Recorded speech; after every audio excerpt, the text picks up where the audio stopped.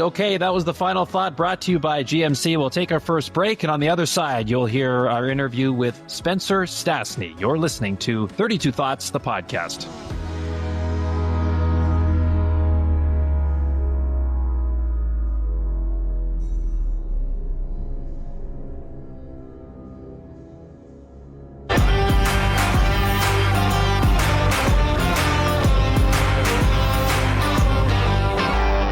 Okay, welcome back to the pod. Spencer Stastny, a 25-year-old from Mequon, Wisconsin, just north of Milwaukee.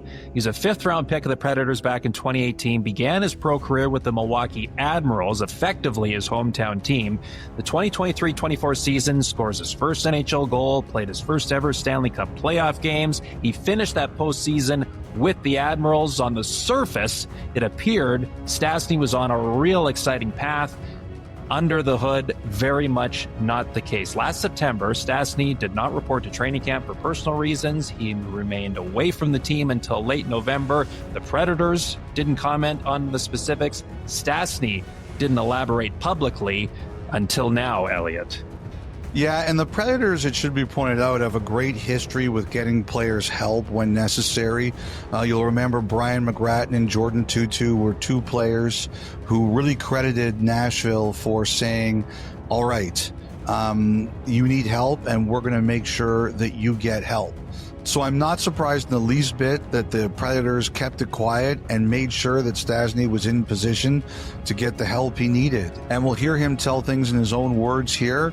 But I think the key thing to recognize as we begin this is that he really wants to help people. I hope that anybody else who listens to him and says, I kind of feel that way, I always believe this: if an NHL player is strong enough to get help, there's no reason you shouldn't feel strong enough to get help too.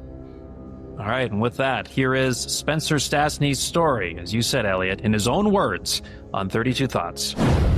So, Spencer, first of all, welcome to 32 Thoughts. Really appreciate you being with us here today. How are you doing? How's the summer been going? What have the last few weeks looked like for you? Thank you. No, summer's been great. I just got back from a little trip to Arizona to see some family, and then now I'm just getting into training. Just going to continue doing that, getting on the ice, and really enjoying this summer a lot more than the previous few.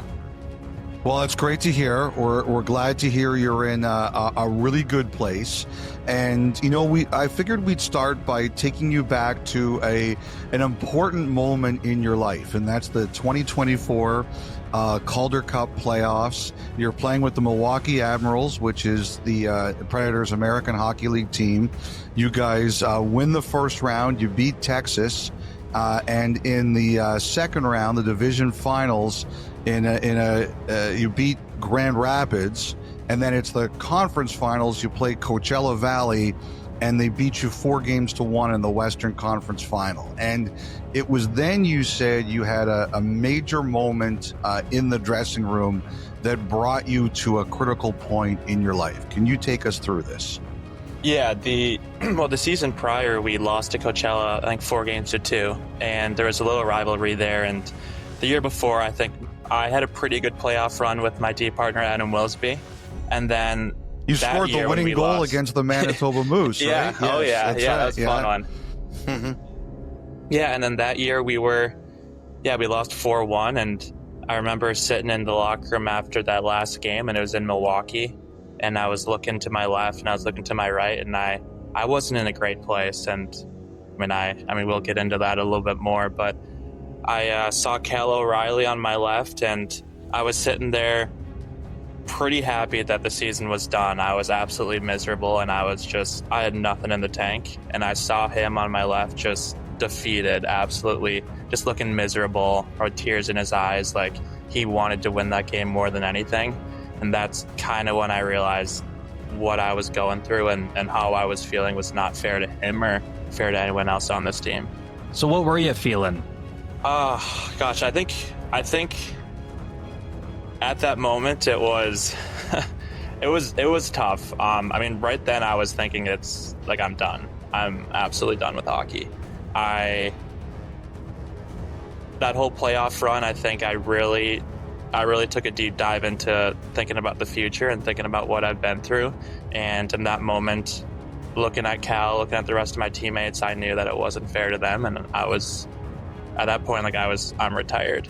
I was struggling every day with like depression, anxiety.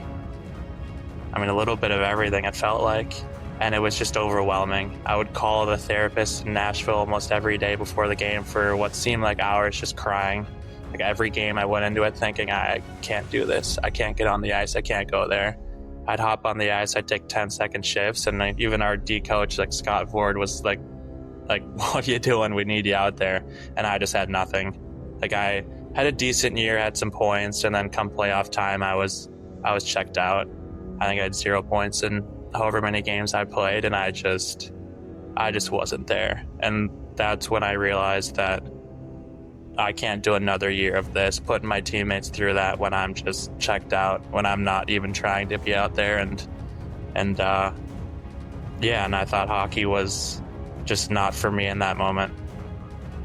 So let's go back, Spencer, because before we can talk about how you began to figure out how to climb out of that hole and get yourself into a better place, we kind of have to go back and figure out where it all stems from. And you grew up in Wisconsin, and when I guess it was between middle school and high school, your family split up, and some of you moved to Chicago so you could get some better competition. And a lot of what you were challenged by kind of stems from that, correct? Correct. Yeah. So I grew up in Milwaukee. I have a younger brother and an older sister. And we grew up playing every single sport. My sister was a little more of like the theater arts person. She plays in sports as well. And then as we started to get older, we started to specialize in certain sports, and hockey was the big one. And we really didn't know what to do with hockey. My parents never played, even though they're from North Dakota, and like they loved watching hockey. And when it came to get a little bit more competitive, we decided that Chicago was the place to play, just through the recommendation of people that we talked to and were playing against and we were around in the hockey world. So a school opened up in Chicago called Bridgedale Academy, and they're like, hey, you should come down here, you should focus on hockey, like really take this seriously. And we said, sure, we'll go for it. And at that moment, our family decided to kind of split up. My dad and my sister stayed in Wisconsin, and my mom, my brother, and I moved down to Illinois to go to this hockey school and like really take this hockey thing seriously.